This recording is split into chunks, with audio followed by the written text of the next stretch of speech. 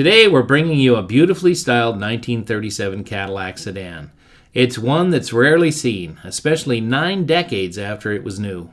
The current owner has been a Cadillac aficionado for many years. He got many requests over the years to drive people to and from their weddings, and from others who thought riding in a car from yesteryear would be an enjoyable experience. What started out as a hobby has grown into a successful side business. Watch and hear how owner Idan Greenberg tells us all about his Art Deco-inspired Cadillac. Maybe some of our viewers have a similar business using their special interest car to make a few extra bucks, or maybe you rode in a vintage automobile at some point. Tell us in the comments. We'd love to hear about it. In the case of this Caddy, people that enter the spacious backseat area will experience firsthand what a luxury automobile from the Depression era performs like out on the road. Now, let's go for a ride.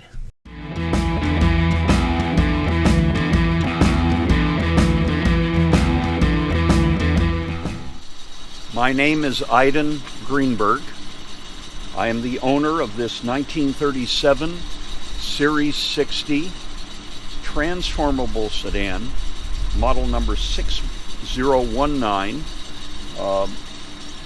I am the 4th owner of this car, the original owner of this car, which I researched, judging by a sticker that was on the inside of the engine compartment. Back in the day, when you would get your engine rebuilt, or you would have an oil change, they would have something on like this under glass that the gas station people could put in and show your oil changes or any other work you'd done to the car. Usually it was done for oil changes. This is from a Chevron station, and this is dated all the way into the late 1940s, and it had the owner of the car. He was a high-ranking engineer in the California Highway Department, probably 3rd from the top by the time this car was new, named R.L. Stallnacker.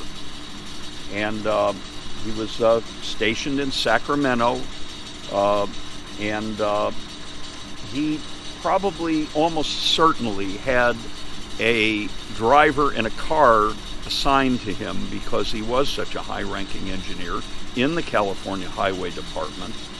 And because of that, this didn't get a lot of mileage on it. And it was almost certainly kept in a dark garage, or a car house as they called it in those days. And much of the paint on this car is original. Some has been resprayed, but much of it is original. I know that the wheels and the interior paint is definitely original inside the trunk and such places. This is, now you open the hood, and this is the original 346 cubic inch Cadillac flathead V8, rated at 135 horsepower, which is misleading because that doesn't seem that powerful, but this car will do over 100 miles an hour, and I have personally had it to over 90 miles an hour on a recently repaved stretch of freeway at about 2 in the morning on a Tuesday night in January, just after she had an oil change. And I would have gone to 100 because the throttle wasn't even close to being open, except that the tires were kind of old and I decided 90 was enough. These had the reputation of, when well-tuned, being able to go up to 110 miles an hour stock without overdrive or anything else. Cadillac made this engine basically from 1936 through 1948, and these engines, slightly detuned with different carburation, were used in the World War II M5 Stuart tanks and the Chaffee tanks, and they used 2 of those, 2 engines in each of those tanks, mated to them new GM hydromatic transmissions. And but of course in 37, not only was it still a manual shift transmission, but it was a floor shift. Anyway, it's a typical flathead 8, side valve, and I've had the engine rebuilt, and I had it rewired, with newer wiring. But otherwise, it's very original.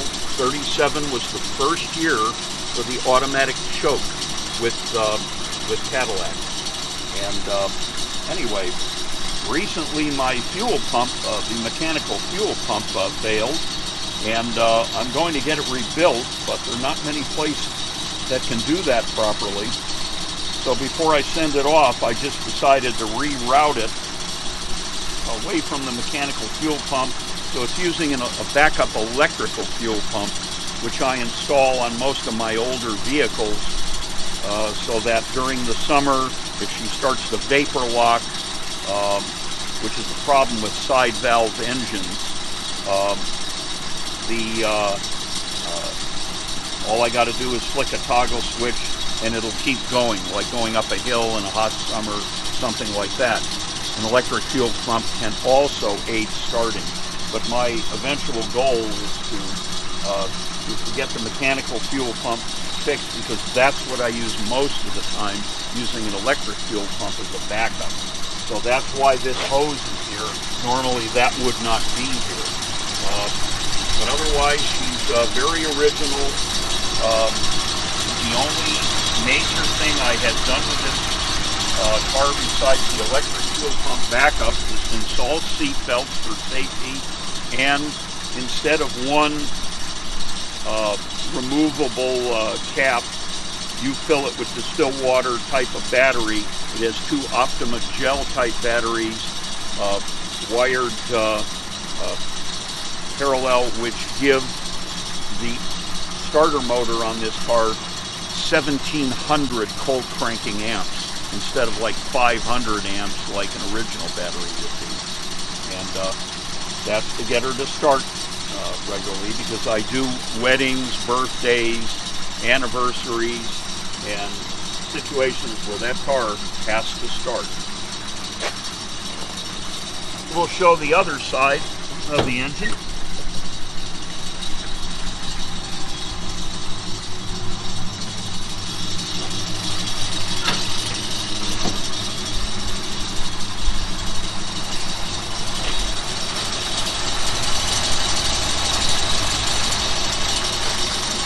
Put a little asbestos wrap around the exhaust manifold to try to keep the engine as cool as possible.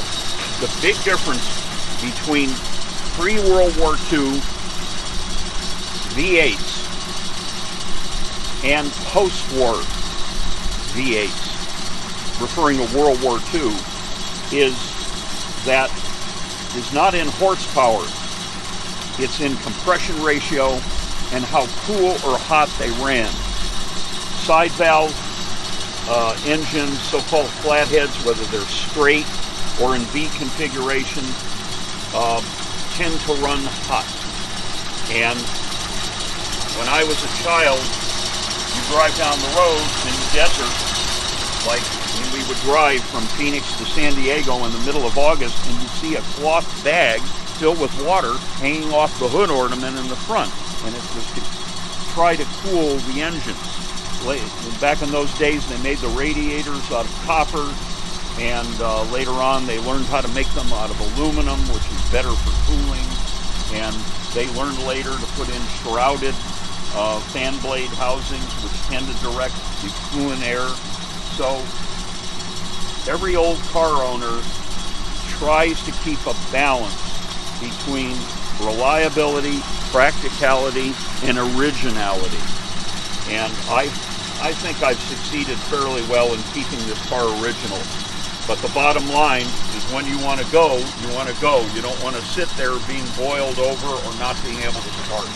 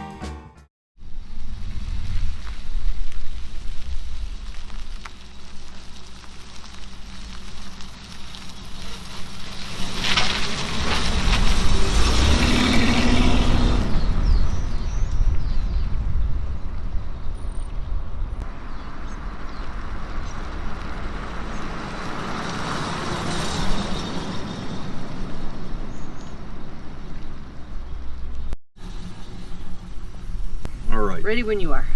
Okay. I regret the clock doesn't work. It worked until about 6 months ago, and it finally quit.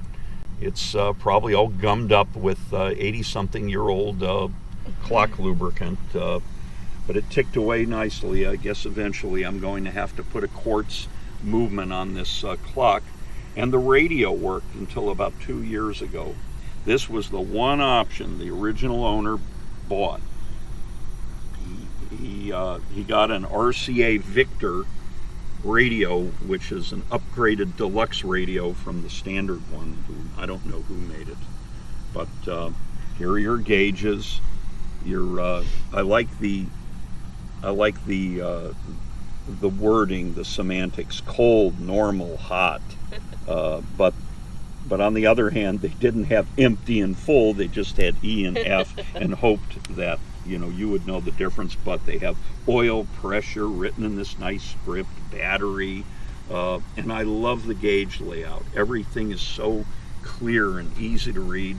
It's a pity it isn't nighttime, because these have a lovely honey-like glow that modern gauges just do not have.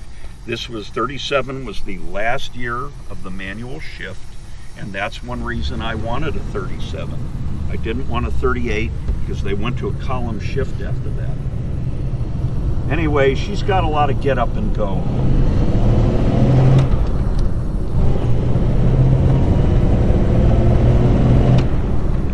The 60 Series was the shortest, lightest, best power to weight ratio of all the Cadillacs with the V8 engine of that year. Understand that in 1937, just your standard Cadillacs, there was the 60 Series was the entry-level Cadillac. That's what this is in a four-door sedan. Then you had a 65 Series. That was longer. Then you had a 70 Series. That the 70 Series had a body made by Fleetwood instead of Fisher. They're less tinny when you open and close the doors by comparison. Then you had the Series 75s. And the Series 70 and 75s could come with jump seats, and those were the cars they tended to put the limo bodies on that had a divider glass going through it.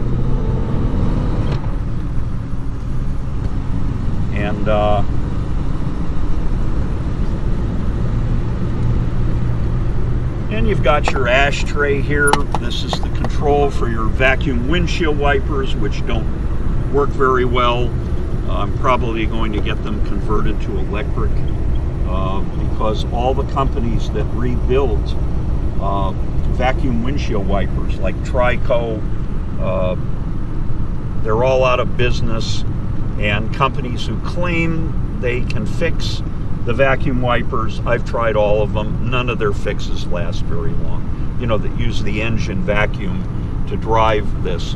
I have a 1941 Packard Clipper that uses electric wipers, and I believe they had the technology available. I do not know why they didn't want to put electric window wipers on a premium car like a Cadillac, but amazingly Detroit kept putting vacuum wipers on automobiles and trucks all the way at least into the 1960s. Hey, honey, can you put your seatbelt on?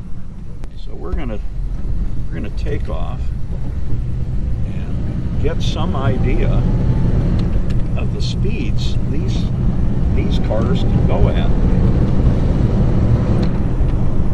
It's so boring watching videos where they have old cars that'll easily do highway speeds, but they're in some residential area and don't want to take them out of there.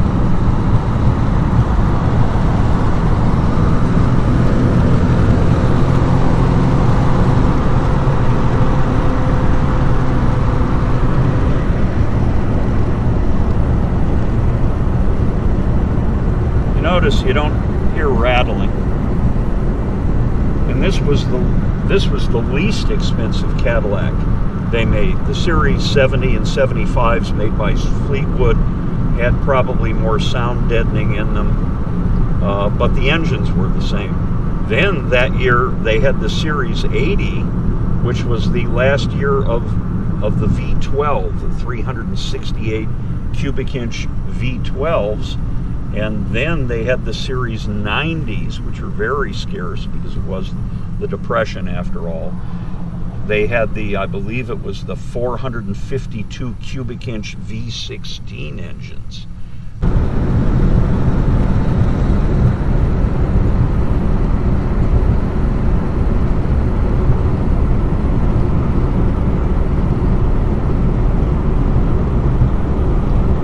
Get off this darn frontage road and get on the freeway and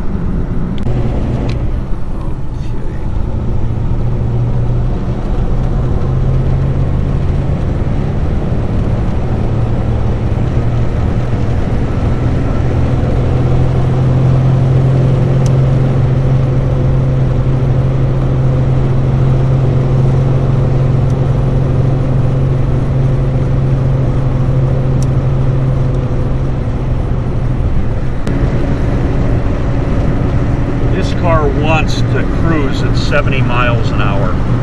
It really does.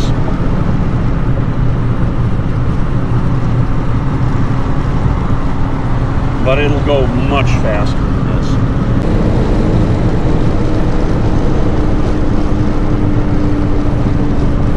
You know, these cars were owned by real people.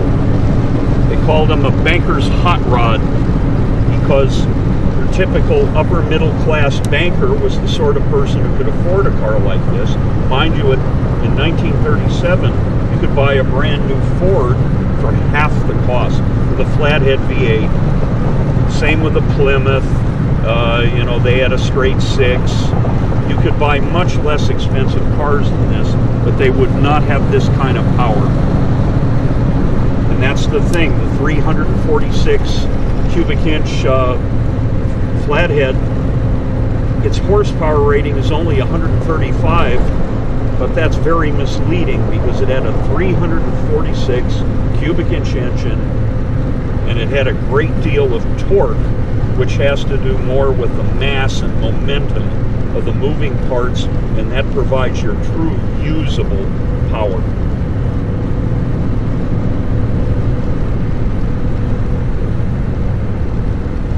For decades afterwards, the transmissions on the 36 and 37 Cadillac and LaSalle, this LaSalle was the slightly less powerful, less expensive version of the Cadillac, made by Cadillac Division of General Motors.